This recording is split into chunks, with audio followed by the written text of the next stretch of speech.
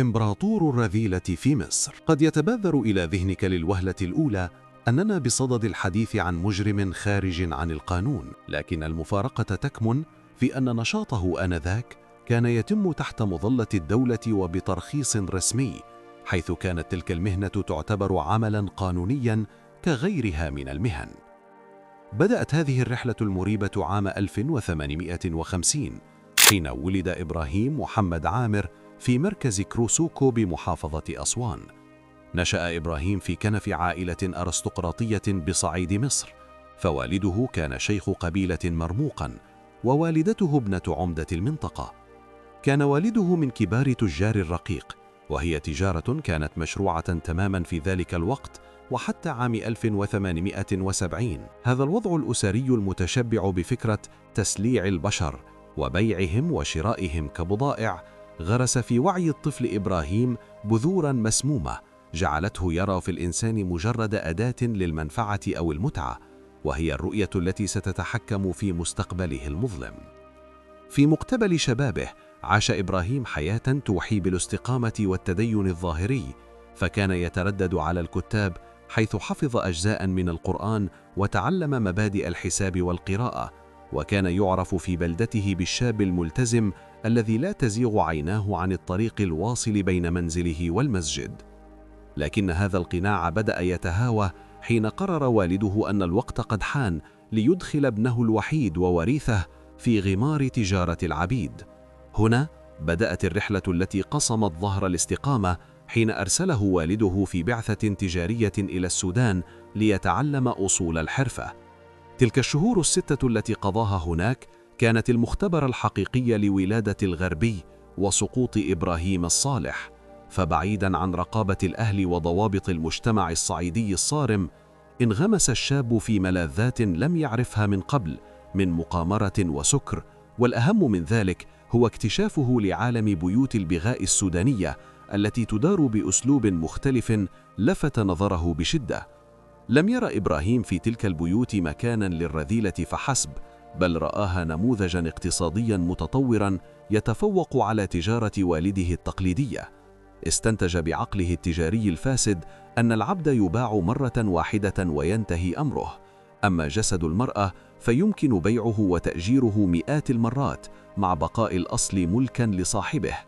عاد إبراهيم إلى أسوان وهو يحمل مشروعاً لإمبراطورية جسدية ستغير خارطة مصر، لكن اصطدامه بوالده كان حتمياً، فالأب رغم كونه تاجر عبيد إلا أنه كان يتمسك بأخلاقيات القبيلة التي ترى في الدعارة عاراً لا يغتسل، بينما كان الابن قد تجاوز مرحلة العار إلى مرحلة الاستثمار المطلق في اللذة المحرمة. هذا الصدام أدى إلى طرده وهدر دمه ليبدأ رحلته وحيداً تحت اسم الغربي.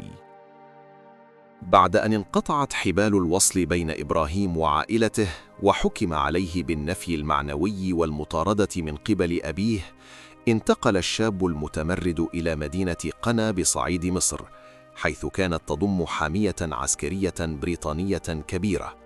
هناك صقل إبراهيم مواهبه الإدارية في جذب الجنود الإنجليز، مدركاً أن القوة الشرائية الحقيقية تكمن في جيوب المحتلين.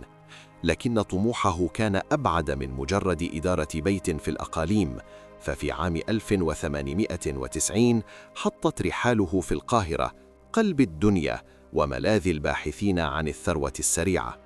دخل الغربي العاصمة وهو يمتلك رؤية مغايرة لإدارة بيوت الهوى، فقد كان يرى أن الجودة والفخامة هما مفتاح السيطرة.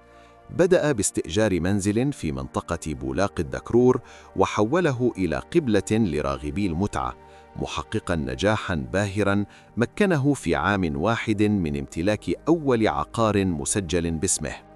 ومع حلول عام 1896 جاءه خبر وفاة والده ليرث ثروة طائلة تضمنت أراضي زراعية وعبيداً ومبالغ نقدية، وهي الثروة التي استغلها لا لتحسين صورته الاجتماعية بل لضخها في توسعة إمبراطوريته السوداء، فافتتح بيته الشهير في باب الشعرية وجعل بجواره خمارة فاخرة تعمل كصياد للزبائن، حيث تبدأ الرحلة بالشراب والرقص وتنتهي في غرف بيوته الموصدة. توسعت شبكة إبراهيم الغربي بشكل أخطبوطي مرعب، وبحلول عام 1916 كان قد أضحى مالكاً ل15 بيتاً مرخصاً في أرقى مناطق القاهرة، بالإضافة إلى 10 خمارات كبرى. لم يكن الغربي مجرد قواد بالمعنى التقليدي، بل كان مديراً تنفيذياً لمؤسسة ضخمة تضم مئات الموظفين من طباخين وخدم وسقايين وعمال نظافة وحراس شخصيين، وفوقهم جميعاً أكثر من 200 امرأة تم استقطابهن بعناية فائقة. اعتمد الغربي في بناء هذه الإمبراطورية على استراتيجية التكامل الرأسي، فكان يسيطر على دورة حياة اللذة من بدايتها وحتى نهايتها. ولم يكتفي بالنساء المصريات، بل بدأ في جلب أجانب من مختلف الجنسيات، مما جعل بيوته مقصداً للنخبة والطبقات الراقية ورجال السلطة. كان إبراهيم الغربي يدرك تماماً أن بقاءه يعتمد على أمرين: القانون الصارم في الظاهر والفساد المستتر في الباطن. لذا حرص على أن تكون كافة أوراقه وتراخيصه مستوفاة للشروط الصحية والقانونية التي وضعتها سلطات الاحتلال والشرطة المصرية، محولاً تجارة الجسد إلى قطاع استثماري منظم يدر عليه آلاف الجنيهات شهرياً، في زمن كان فيه القرش الواحد يمثل قيمة كبرى. لم تكن القوة المالية هي المصدر الوحيد لنفوذ الغربي، بل كانت شبكة المعلومات التي يمتلكها. فداخل تلك البيوت كانت تهمس أسرار السياسة، ويضع كبار القوم حذرهم جانباً، مما جعل الغربي يمتلك خيوطاً خفية يحرك بها من يشاء. كان يشرف بنفسه على أدق التفاصيل، لدرجة أنه كان يفتتح السهرات أحياناً بفقرات استعراضية يؤديها بنفسه، مرتدياً ملابس حريرية فاخرة ومشغولات ذهبية تغطي جسده، كأنه يعلن للجميع أنه الإمبراطور غير المتوج لهذا العالم السفلي. تحول إبراهيم من شاب صعيدي هارب إلى شخصية عامة معروفة في أوساط القوات البريطانية وحاشية الملك، وأصبح اسمه يتردد في التقارير الأمنية ليس كمجرم، بل كصاحب نفوذ يجب مراقبته بحذر. ومع اندلاع الحرب العالمية الأولى زاد الطلب على خدماته بشكل جنوني، حيث كانت القاهرة تعج بالجنود الغربيين الباحثين عن الترفيه، وهو ما جعل الغربي يضاعف ثروته ويحكم قبضته على سوق المتعة في مصر، مغيراً بذلك وجه المدينة الليلي، ومحولاً أحياءها العريقة إلى مراكز دولية للبغاء المقنن، وسط ذهول المجتمع وتحفز المصلحين الذين بدأوا يدركون أن خطره تجاوز حدود الأخلاق إلى تهديد الكيان الاجتماعي برمته.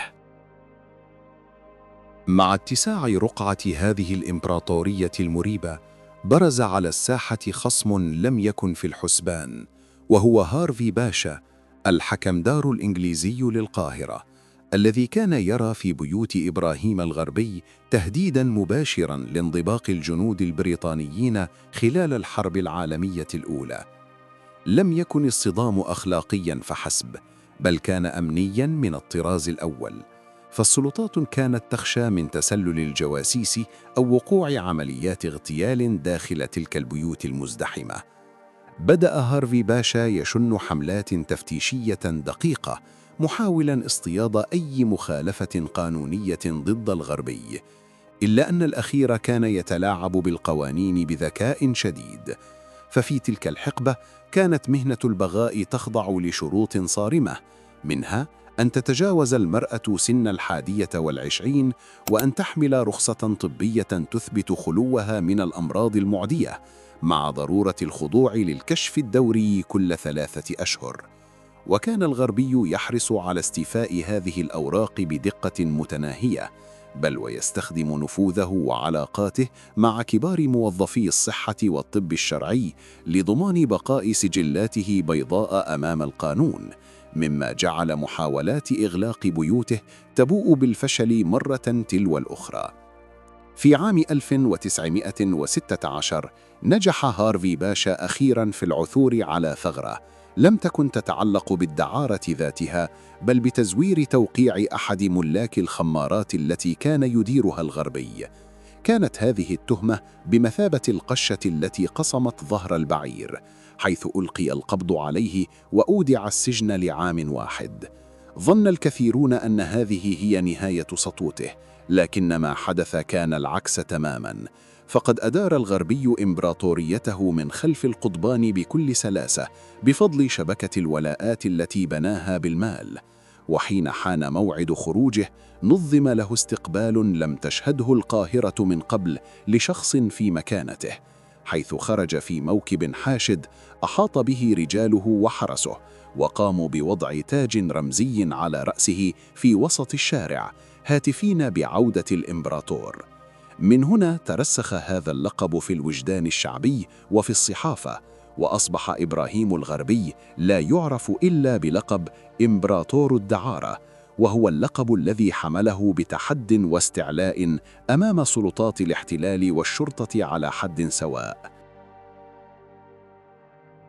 مع بلوغ إبراهيم الغربي ذروة طغيانه، لم يعد يكتفي بإدارة ما يسمح به القانون، بل انتقل إلى مرحلة الجريمة المنظمة التي هزت أركان المجتمع المصري. بدأ الغربي فيما عرف تاريخياً بتجارة الرقيق الأبيض، حيث استغل شبكة علاقاته الدولية لجلب فتيات من دول أوروبية وجنسيات مختلفة، مستغلاً ظروف الفقر والحروب في الخارج. كانت هذه الفتيات يجلبن بوعود زائفة بالعمل في قصور الأثرياء أو في فرق فنية، ليفاجأن بوقوعهن تحت رحمة إمبراطور لا يعرف الشفقة، يصادر جوازات سفرهن ويحتجزهن في بيوته الموصدة. ورغم أن تجارة الرقيق كانت قد حظرت رسمياً منذ عقود، إلا أن الغرب أعاد إحياءها بصورة أكثر بشاعة، مغلفاً إياها بمسميات وظيفية وهمية بمساعدة موظفين فاسدين في الموانئ ومجالس التشريع، الذين كانوا يسهلون له استخراج أوراق رسمية تشرعن وجود هؤلاء النسوة داخل مملكته السوداء. لم يتوقف الجشع عند حدود استيراد النساء من الخارج، بل التفت الغرب نحو فتيات بلده بطريقة وحشية. بدأ في ممارسة عمليات الخطف الممنهج للفتيات القاصرات من القرى والأحياء الفقيرة في القاهرة. كان رجاله ينتشرون في الأسواق ومحطات القطارات، يصطادون الفتيات الوحيدات أو الهاربات من قسوة الأهل، ليتم اقتيادهن إلى بيوت الغرب، حيث يتم كسر إرادتهن بالتهديد والترهيب. ولأن القانون كان يشترط سن 21 لممارسة هذه المهنة، برزت هنا واحدة من أبشع صور الفساد، حيث كان الغرب يمتلك جيشاً من الأطباء الشرعيين والموظفين المرتشين الذين يقومون بتزوير شهادات الميلاد والتراخيص الطبية، ليحولوا طفلة لم تتجاوز 15 إلى امرأة ناضجة في الأوراق الرسمية، قادرة على العمل تحت وطأة الرذيلة. كانت تلك الفتيات يسجن في البدرومات ويمنعن من الخروج، ويجبرن على استقبال عشرات الزبائن يومياً دون أن يحصلن على قرش واحد، فكل العوائد كانت تذهب مباشرة إلى خزائن الإمبراطور. في هذه المرحلة تجلت النزعة السادية في إدارة الغرب لإمبراطوريته، فقد كان يتعامل مع العاملين لديه كأدوات لا كبشر. كان يمنع النساء من امتلاك أي مال خاص، ويكتفي بتوفير الطعام والسكن والثياب الفاخرة التي يرتدينها لجذب الزبائن، بينما كان هو ينفق آلاف الجنيهات على ولائمه الباذخة ورشاويه لرجال السلطة. بل وصل به الفجور إلى إقحام الرجال في هذا العالم بأسلوب شائن، حيث كان يشغلهن في الدعارة تحت مسمى خدم أو طهاة للتمويه القانوني، لكنهم في الحقيقة كانوا جزءاً من شبكة الشذوذ التي بدأ الغرب في نشرها وتوسيع نطاقها في بيوته، ليصبح بذلك أول من أسس نظاماً متكاملاً للدعارة بمختلف أنواعها في مصر. كان الغرب يعتقد أن شراء الذمم سيجعله عصياً على السقوط، فكان يتباهى في مجالسه بأن لديه ملفات تدين كبار رجال الدولة، مما يضمن له الحصانة المطلقة. هذه الغطرسة جعلت الغرب يرتكب أخطاء قاتلة، حيث بدأ يفرض إتاوات على بيوت الدعارة المنافسة، ومن يرفض الدفع كان يلقى مصيراً مرعباً، فإما أن يتم اغتياله أو يتم تلفيق تهم قانونية له بمساعدة أعوانه في الشرطة. ومن أشهر القصص التي تعكس جبروته واقعة الأختين اللتين رفضتا الخضوع لأوامره، فما كان منه إلا أن أوعز لرجاله في البوليس بمداهمة بيتهما والقبض على كل من فيه بتهم كيدية، ليكونوا عبرة لكل من يفكر في التمرد على إمبراطور الأوزبكية. لقد ظن الغرب أن مملكته التي بناها من دماء ودموع القاصرات والضحايا لن تنهار، لكن الغضب الشعبي كان يغلي تحت الرماد، وبدأت قصص الاختطاف والفتيات المفقودات تملأ أروقة الكراكونات وأقسام الشرطة، حتى وصلت أصداؤها إلى صفحات الجرائد الكبرى، لتتحول قضية إبراهيم الغربي من مجرد نشاط مشبوه إلى قضية رأي عام هزت ضمير الأمة، وأجبرت الجميع على المواجهة الكبرى التي ستضع حداً لهذا الطغيان. اقتربت ساعة الحساب في عام 1923، حين لم يعد الصمت ممكناً أمام صرخات العائلات المكلومة، وانفجرت ما عرفت تاريخياً بحادثة الأزبكية الفظيعة. تصدرت جريدة الأهرام المشهد بتحقيق صحفي زلزل الرأي العام، كشف عن شبكة اختطاف هائلة يقودها إبراهيم الغربي، تورط فيها أكثر من 400 فتاة قاصر تم بيعهن في سوق النخاسة الحديثة. لم تكن هذه المرة مجرد مخالفة إدارية يمكن تجاوزها بالرشوة، بل كانت فضيحة أخلاقية وسياسية طالت شظاياها كبار الموظفين الذين تستروا عليه لسنوات. فصدرت الأوامر العليا بتطهير هذا العفن مهما كانت التضحيات. تحرك هارفي باشا بكل ثقله الأمني، ولم يجد الغربي هذه المرة حليفاً يجرؤ على الدفاع عنه، فقد تبرأ منه الجميع خوفاً على مناصبهم، ليساق الإمبراطور ذليلاً إلى قفص الاتهام، وتنكشف أمام المحكمة تفاصيل مرعبة عن السجون السرية في أقبية بيوته. كانت المحاكمة بمثابة زلزال اجتماعي، حيث واجه الغربي قائمة اتهامات طويلة شملت هتك العرض والاتجار بالبشر والخطف والتزوير والرشوة. وبدلاً من الدفاع عن نفسه، حاول الغربي التباهي بنفوذه القديم، لكنه صدم بجمهور يطالب بإعدامه وقضاة عازمين على استئصال شأفته. صدر الحكم التاريخي بسجن إبراهيم الغربي 10 سنوات مع الأشغال الشاقة، وهي عقوبة كانت تعني النهاية الفعلية لرجل تعود على الدلال والحرير. ولم تتوقف الضربة عند سجنه فحسب، بل شملت حملة تطهير واسعة داخل أجهزة الدولة، حيث تم فصل واعتقال عشرات الموظفين والأطباء الذين كانوا يتقاضون منه الرشاوى لتزوير شهادات القاصرات. صودرت ممتلكات الغربي التي بلغت قيمتها آنذاك 500,000 جنيه، بما في ذلك بيوت الدعارة التي تحولت إلى مقرات حكومية أو أغلقت للأبد، لتتبدد ثروته التي جمعها من أنين الضحايا في لمح البصر. دخل الغربي سجن القلعة فاقداً لكل مظاهر العظمة، وهناك تجلت مأساة نهايته، فقد نبذه المساجين أنفسهم ورفضوا مخالطته أو الحديث معه، معتبرين أن وجوده بينهم يلوث شرفهم كمجرمين قتله. سقطت هيبة الإمبراطور وتلاشت سطوته، وتحول من رجل يكسوه الذهب إلى سجين منبوذ يعاني من وطأة العمل الشاق الذي لم يألفه جسده المترف. وبسبب حالته النفسية المنهارة ورفض المجتمع السجني له، تقرر نفيه إلى صعيد مصر ليعود إلى الأرض التي خرج منها طريداً، ولكن هذه المرة كحطام إنسان.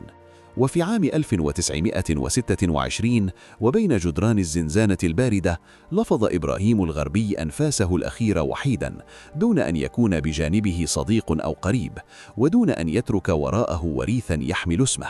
فقد قضى حياته في تدمير مفهوم الأسرة لدى الآخرين، فكان جزاؤه أن يموت مقطوع النسل والأثر. حتى بعد موته لم ترحمه الأقدار، إذ رفض مشايخ الحسين والمساجد الكبرى الصلاة عليه، ولم يمشي في جنازته سوى حراسه، في مشهد بائس يختصر كل نهاية لمن تجبر وطغى. مات الغربي تاركا خلفه ثقبا أسود في تاريخ مصر الاجتماعي، ودرسا قاسيا عن خطورة تقنين الرذيلة وتحالف المال الحرام مع السلطة الفاسدة. استردت الدولة كل فدان وكل قرش من ثروته الملوثة، وأغلقت صفحته التي دامت عقودا من التحدي الصارخ للقيم، وبقيت قصته في ذاكرة القاهرة ليس كبطل أو كإمبراطور، بل كعبرة لمن يعتقد أن التاج الذي يصنع من دموع المستضعفين يمكن أن يدوم. رحل إبراهيم الغربي، وبقيت حكايته تذكرنا دائما بأن العدالة وإن تأخرت فإنها تأتي لتمزق عروش الأوهام، وتعيد للضحايا كرامتهم التي سلبت في غفلة من الزمن.